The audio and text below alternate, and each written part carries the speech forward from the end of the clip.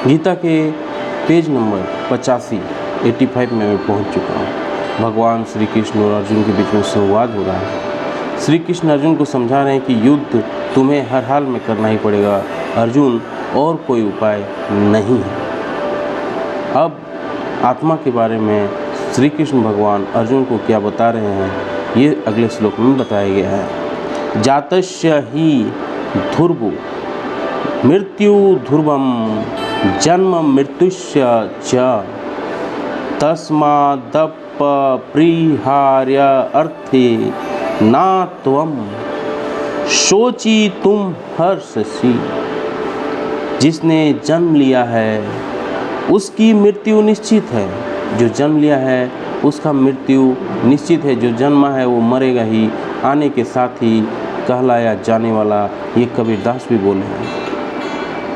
और मृत्यु के पश्चात पुनर्जन्म भी निश्चित है, और मृत्यु के बाद पुनर्जन्म भी होता है, रीबर्थ भी होता है, ये भी निश्चित है।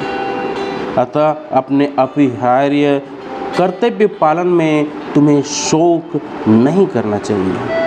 तुम्हें शोक नहीं करना चाहिए अर्जुन। जो जन्म लिया है वो फिर मरेगा ही, और जो मरा है फिर से जन्म लेगा, रीबर्थ होगा। ये साइकिल चला रहेगा, चलता रहेगा। ये अर्जुन को बता रहे हैं भगवान श्री कृष्ण।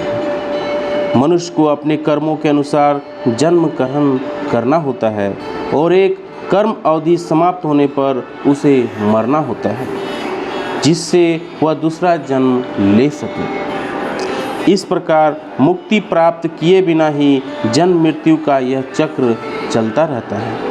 जन्म मरण के इस चक्र में वृथा, हत्या, वध तथा युद्ध का समर्थन नहीं होता, किंतु मानव समाज में शांति तथा व्यवस्था बनाए रखने के लिए हिंसा तथा युद्ध अपरिहार्य है। कुरुक्षेत्र का युद्ध भगवान की इच्छा होने के कारण अपरिहार्य था। सत्य के लिए युद्ध करना क्षत्रिय धर्म था।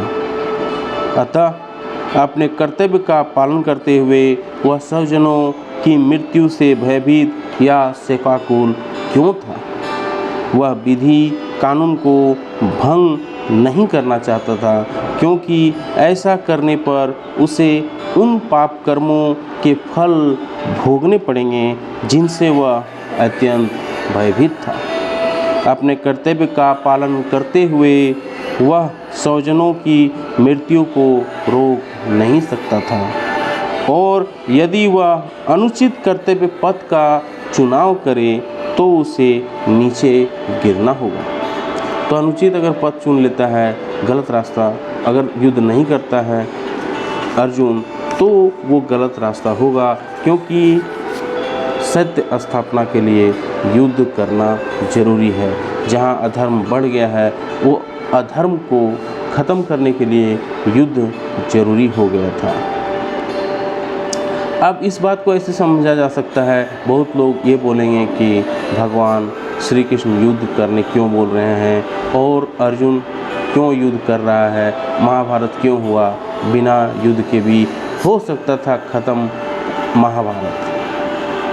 तो इसका आंसर ये है कि एक ऐसा देश जहाँ का राजा वहाँ के रानी को, वहाँ के अपने ही घर के रानी को भरी सभा में नंगा करने का कोशिश करे, उनका कपड़ा छीनने का कोशिश करे, जिसको वस्त्र हरण बोलते हैं, वो करने का कोशिश करे, और समाज को ख़त्म करने में बुराई कोई नज़र नहीं है।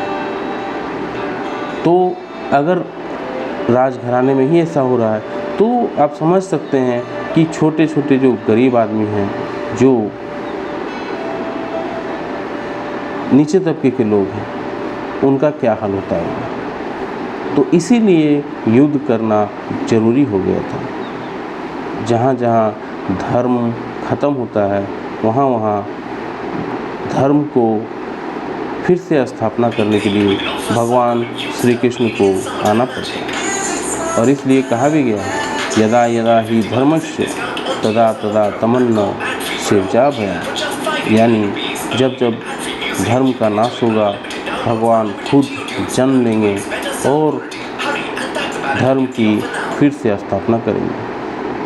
यही हिंदू धर्म का मूल स्वरूप है। जब जब धर्म की मुश्किल में सामना करना पड़ा, तब तब धर्म स्थापना के लिए भगवान कभी श्री कृष्ण बन के, कभी राम बन के, कभी वाराह रूप धर के, कभी कभी सिंहा रूप धर के, कभी कभी गौतम बुद्ध का रूप धर के भगवान पृथ्वी पर आए और अधर्म को खत्म किए और धर्म की स्थापना की।